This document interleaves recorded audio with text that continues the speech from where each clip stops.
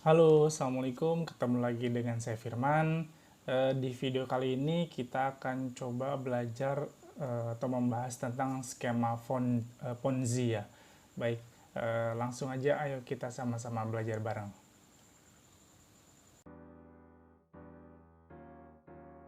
Nah, teman-teman di sini mungkin ada sebagian yang sudah tahu istilah skema Ponzi ya. Ada juga mungkin yang masih asing. Nah, sebetulnya skema Ponzi itu apa sih gitu ya? Nah, skema Ponzi itu sendiri adalah salah satu modus investasi bodong yang membayar keuntungan kepada para investornya itu dari uang mereka sendiri gitu. Jadi membayar keuntungannya itu dari uang si investornya itu sendiri. Atau bisa juga si uangnya itu dibayarkan oleh atau keuntungannya ya itu dibayarkan oleh investor yang lainnya gitu. Jadi misalkan saya investasi di suatu perusahaan investasi tertentu, nah keuntungan yang saya dapatkan itu asalnya dari uang yang saya investasikan sendiri, atau misalkan uang keuntungannya itu dari para investor yang baru bergabung setelah saya begitu. Nah, daya tarik utama dari skema Ponzi ini terletak pada sisi kemudahannya gitu ya. Jadi biasanya skema Ponzi ini berkedok bisnis-bisnis hebat dengan member-member atau misalkan testimoni para anggotanya yang biasanya mengaku sukses gitu ya dari bisnis skema Ponzi tersebut. Nah, biasanya mereka juga sambil memberikan si anggota yang dianggap sukses itu ya, itu biasanya sambil mengiming-imingi keuntungan yang sangat tinggi dibandingkan dengan investasi lainnya.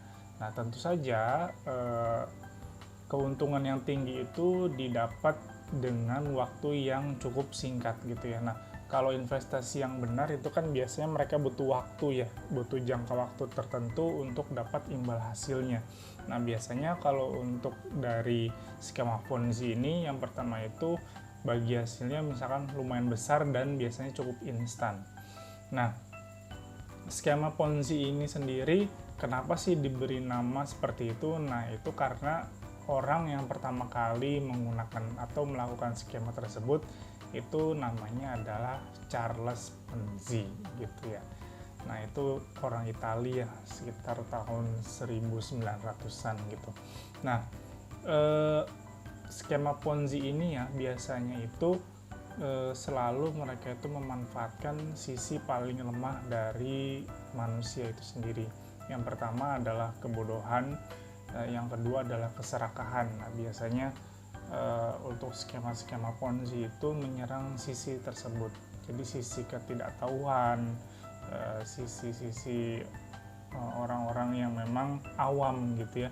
Nah, kemudian mereka juga menyerang sisi keserakahan. Jadi mereka selalu menawarkan investasi yang tidak begitu besar tapi mendapatkan hasil yang terkadang bisa dibilang tidak masuk akal gitu ya. Nah, dalam perjalanannya sendiri, ketika dulu itu skema Ponzi mungkin adanya itu di bisnis-bisnis tradisional gitu ya. Dari dulu misalkan zaman dulu itu mulai dari bisnis tradisional, misalkan investasi-investasi, kemudian mungkin MLM gitu ya, bisa jadi hal seperti itu, penjualan produk gitu ya, kemudian investasi saham, kemudian dan lain-lain sebagainya gitu ya. Nah, berupa koperasi bisa jadi. Nah, tapi untuk sekarang skema Ponzi juga sudah mulai berevolusi ya seiring dengan perkembangan zaman yang yang canggih gitu ya. Kalau dulu mungkin kita simpan pinjam itu langsung ke tempat gitu ya, langsung ke gedungnya, langsung ke perusahaan investasinya gitu ya. Nah, tapi kan kalau sekarang kita mau simpan pinjam itu investasi itu kita bisa lewat online ya, bisa melalui aplikasi. Nah, zaman sekarang juga skema Ponzi banyak yang memanfaatkan aplikasi-aplikasi tersebut gitu ya. Jadi mereka sekarang ini sudah lebih canggih, sudah tidak harus lagi ada hitam di atas kertas, atau misalkan ya sekarang bisa langsung melalui aplikasi gitu ya. Bisa zaman dulu juga kan ada tuh sewaktu smartphone itu lagi tinggi-tingginya gitu ya, untuk aplikasi-aplikasi itu kan banyak bermunculan skema-skema Ponzi yang baru, mengiming-imingi meminjamkan uang kepada orang lain, kemudian dia dapat bagi hasil yang lebih tinggi gitu dalam waktu tertentu gitu ya, dengan skemanya mungkin zaman dulu itu saling bantu gitu ya, nggak taunya memang itu skema Ponzi juga gitu.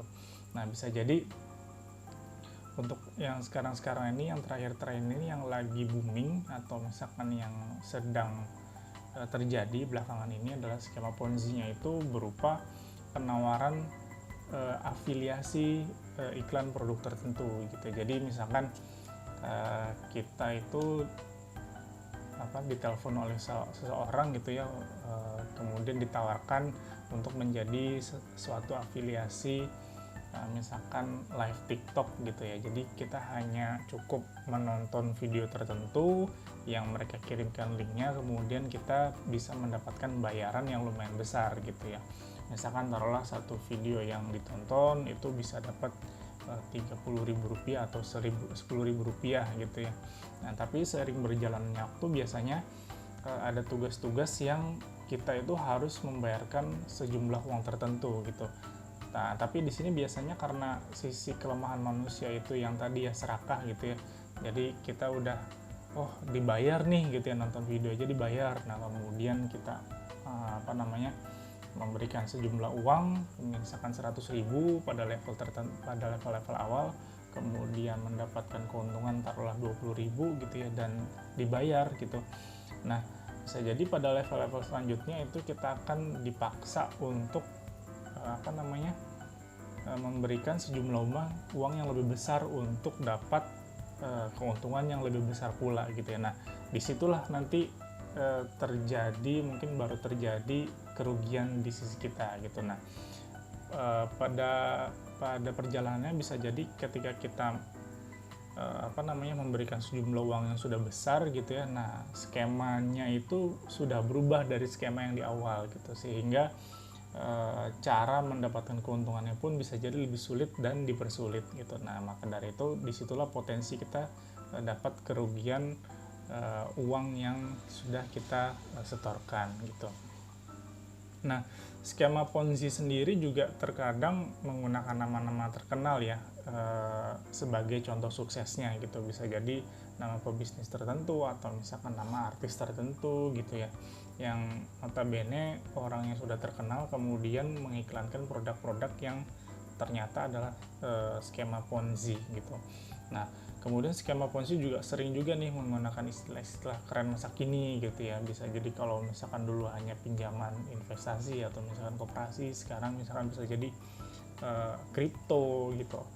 Istilah-istilah investasi yang sedang happening sekarang, bisa jadi NFT juga gitu di Ponzi. Nah, itu bisa juga. Nah kemudian juga skema Ponzi juga saat ini seolah-olah mereka itu merupakan model bisnis yang baru gitu ya. Nah, jadi mereka mengiming-imingi investornya itu bahwa produk mereka ini merupakan suatu model bisnis yang baru. Nah, ada juga yang sampai melabeli diri mereka itu dari agama tertentu gitu ya, padahal semuanya itu merupakan kebohongan gitu ya. Semua investasi yang kita masukkan ke skema tersebut, sebetulnya yang kita dapatkan itu adalah uang kita juga. Nah, pada akhirnya nanti ketika si skema Ponzi ini melalui titik jenuhnya, nah itulah kerugian yang sangat besar baru terungkap ke permukaan gitu ya. Oke, mungkin untuk saat ini segini dulu penjelasan tentang skema Ponzi. Di video selanjutnya kita akan membahas skema Ponzi secara lebih lanjut. Terima kasih sudah menyimak video ini. Wassalamualaikum.